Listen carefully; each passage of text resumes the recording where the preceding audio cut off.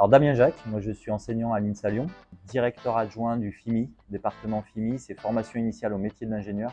C'est l'équivalent du premier cycle qui va être créé ici, qui sont les premières et deuxième années du cursus ingénieur. C'est la première fois qu'on va créer un premier cycle délocalisé, donc qui ne soit pas dans un de nos établissements. C'est juste pour faire la cartographie, le groupe INSA, on parle de groupe INSA, c'est 7 INSA en France et 6 écoles partenaires qui ont des liens plus ou moins forts avec nos INSA. En tout cas, c'est des écoles qui sont groupées au minimum pour tout ce qui est recrutement des élèves.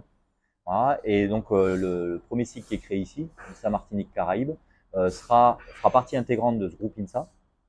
Et donc, notamment pour les candidatures, pour les élèves qui veulent candidater, ça passe par Parcoursup, ça passe par un vœu groupe INSA. Et dans ce vœu groupe INSA, il y a les 7 INSA, les 6 écoles partenaires et ce 14e vœu, le 14e choix de parcours ou choix de formation qui est l'INSA Martinique Caraïbes premier cycle. Alors c'est premier cycle, qu'on appelle classiquement premier cycle, qui peut s'appeler nous FIMI, formation initiale au métier de l'ingénieur, qui s'appelle aussi STPI dans certains INSA, sciences et techniques pour l'ingénieur. Suivant la dénomination, mais en gros ce sera les 2 premières années.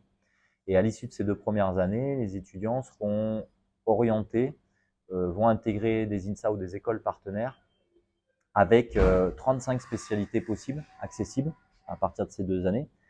Des spécialités qui auront du sens en fait pour pouvoir à la sortie, diplôme en poche, revenir travailler sur place.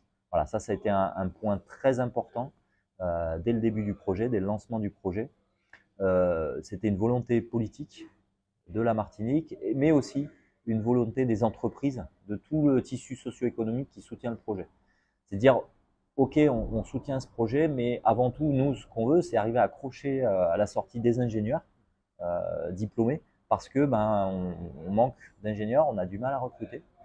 Donc quelque part, c'est un premier pas franchi pour une meilleure visibilité des entreprises aussi, pour pouvoir avoir des partenariats plus serrés avec les INSA, les écoles partenaires, des partenariats qui pourront aller jusqu'au partenariat recherche, mais aussi une visibilité pour des stagiaires de fin d'études, pouvoir recruter des stagiaires de fin d'études, qui débouchent souvent sur une embauche derrière d'ingénieurs.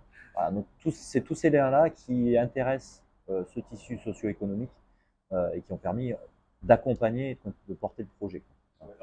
Pourquoi ce terme Caraïbes? Parce que, évidemment, dès le début, le projet n'a pas été vu que pour la Martinique, a été vu plus largement pour la zone Caraïbes, pour le recrutement, mais aussi pour le travail derrière.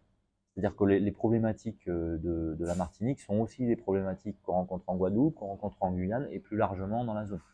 Quelques exemples, tout ce qui est construction parasismique, paracyclonique, c'est pas du tout les mêmes contraintes, par exemple qu'en France ou en Europe. On n'est pas dans des zones critiques.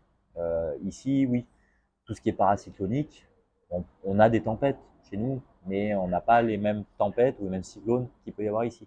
Donc les conditions de construction ne sont pas les mêmes. On a forcément, ici on est dans un environnement marin, très marin. C'est pas le cas chez nous. Donc il y a des particularités en termes d'énergie, d'accès à l'énergie, par exemple.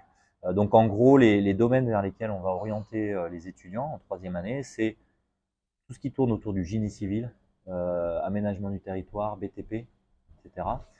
Tout ce qui tourne autour de l'énergie, que ce soit énergie renouvelable ou non, accès à l'énergie, voilà, efficacité énergétique aussi, sobriété énergétique. Donc ça veut dire énergie en lien avec le bâtiment, isolation, toutes ces considérations-là. Et puis tout ce qui est informatique. Informatique au sens large, donc toutes les entreprises, toutes les institutions au besoin, les collectivités, etc. C'est l'informatique, les télécoms, les réseaux, l'intelligence artificielle, tout ce qui tourne autour. Voilà, donc ça, c'est un panel très large en fait, qui peut paraître restrictif quelque part au départ, mais en fait, quand nos 24 étudiants vont se rendre compte qu'ils ont accès à 35 spécialités avec une ou plusieurs places dans chaque spécialité, en fait, ça ouvre un panel très large à la sortie. Gros intérêt de cette INSA Martinique Caraïbes, c'est aussi qu'il y aura des petits effectifs, il y aura un cadre privilégié, un cadre nouveau au sein d'Alicé avec une plateforme entièrement dédiée à l'INSA. des enseignants complètement dédiés aussi à la formation, et donc une agilité et des pratiques pédagogiques innovantes qui pourront être mises en place.